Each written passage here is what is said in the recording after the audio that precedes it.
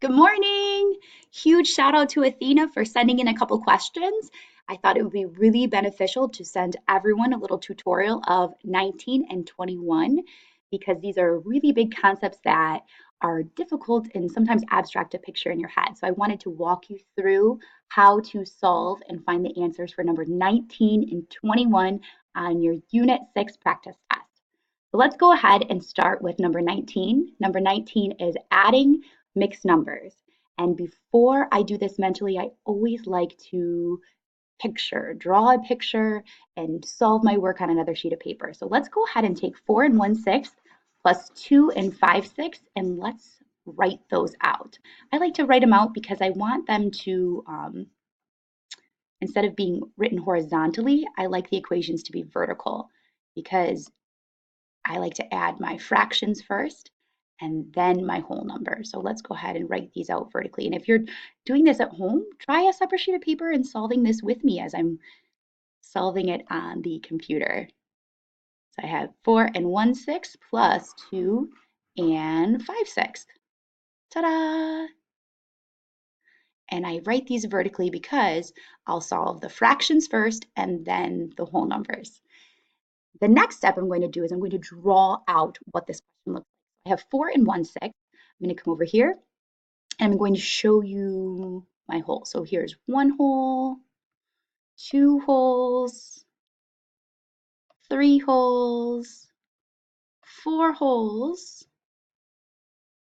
Going too quick there. Four holes, and then I need 1/6 of a hole. So I'm going to grab another hole here, but I'm only going to indicate one out of those 6 pieces. So there's one out of those 6 pieces. These holes, I have the whole thing, so I can color in that I have all 6/6. And I went ahead and divided my holes into 6 pieces. Why? Because my denominator is 6. And your denominator tells you how many pieces your hole is cut into. Your numerator, on the other hand, tells you how many pieces you have out of that hole. So right now I have 4 holes, coloring those in so you can see, 4 holes and 1/6 of a hole.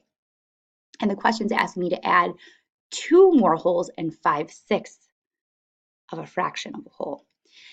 And over here is where I stack them because I never add my holes first. I always go ahead and add my fractions. So I have 1/6 and I need to add 5/6 more to that. So I'm just going to go right ahead on this fraction bar right here and add 5/6 more. So here's 1/6, 2/6, 3/6, 4/6, 5/6 more. So if I'm adding 1 out of 6 pieces plus 5 out of 6 pieces, and I have a total of 6 out of 6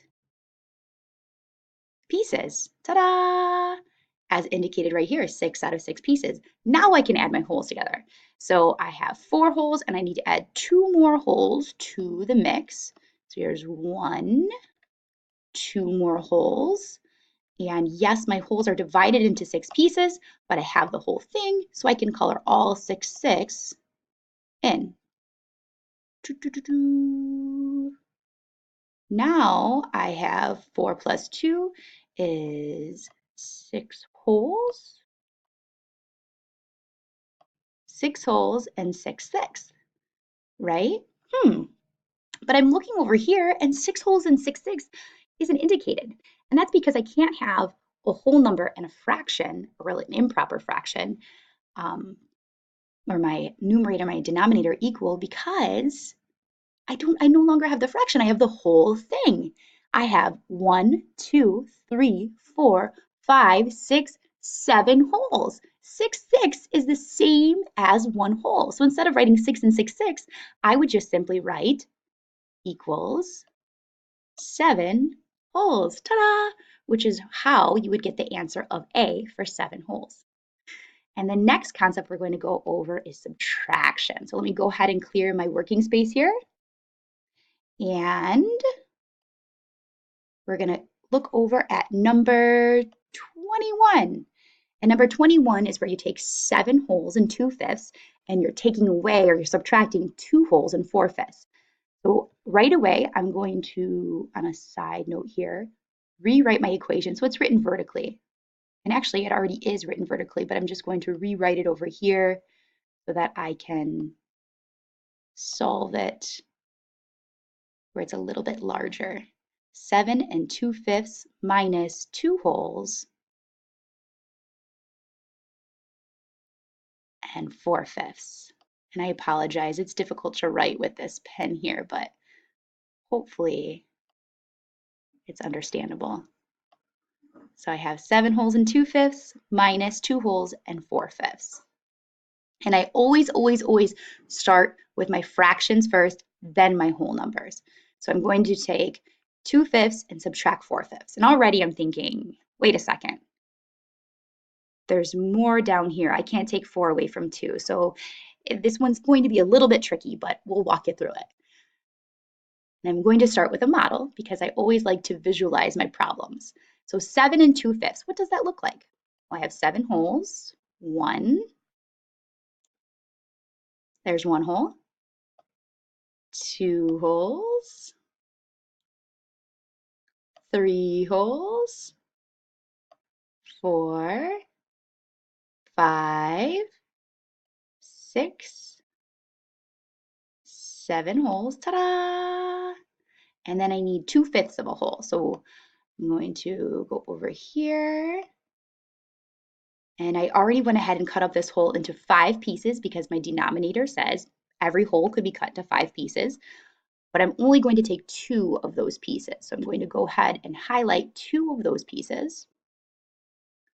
1, 2. Now I need to take away 4 pieces, but as you can see, I only have 2 pieces. What do I do? Well, I have all of these 7 holes. So that means that each one of these holes could be cut into 5 pieces. I can take this hole right here, cross it out. So now I have 6 holes, but I'm really not going to get rid of a hole. I'm just simply going to make that hole into a fraction. And the fraction for a hole would be 5/5.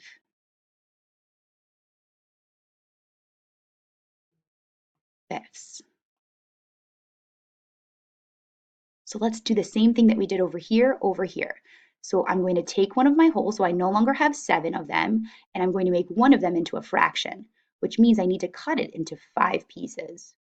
1, 2, 3, 4, 5 pieces. Aha! So as you can see, just like I modeled over here, I still have 1, 2, 3, 4, 5, 6, 7 holes, but one of my hole is cut into a fraction, which would be 5/5. Now I am able to take away that 4/5. Let me go ahead and highlight my fraction of a hole right here. I have 5/5. Now I can take away 4/5. So if I count up the amount of pieces that I have here, I have 5, 6, 7. I can take away 4 pieces from 7 pieces, can't I? So 2/5 plus 5/5 equals 7/5. I'm just going to write that over here. 7/5. And I want to subtract 4/5.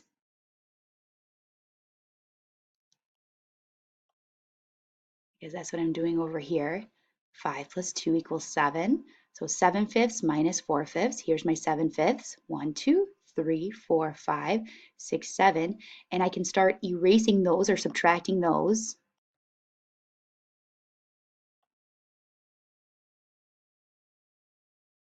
Oopsie. I'm going to subtract 4. 1, 2.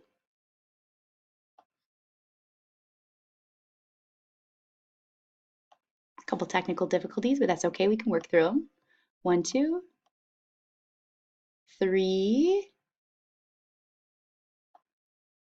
4. There we go. So 7 minus 4 equals 3, as you can see right here, 1, 2, 3. I'm going to write that answer down on my paper. 3. And my denominator stays the same.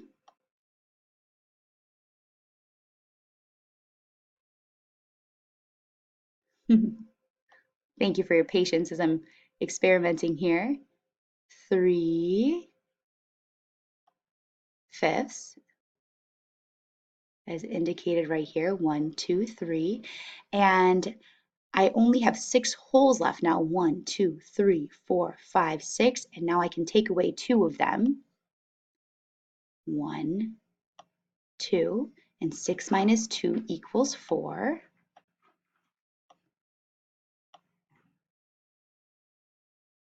So, as you can see, 6 minus 2 is 4. My final answer is 1, 2, 3, 4 wholes and 3 fifths.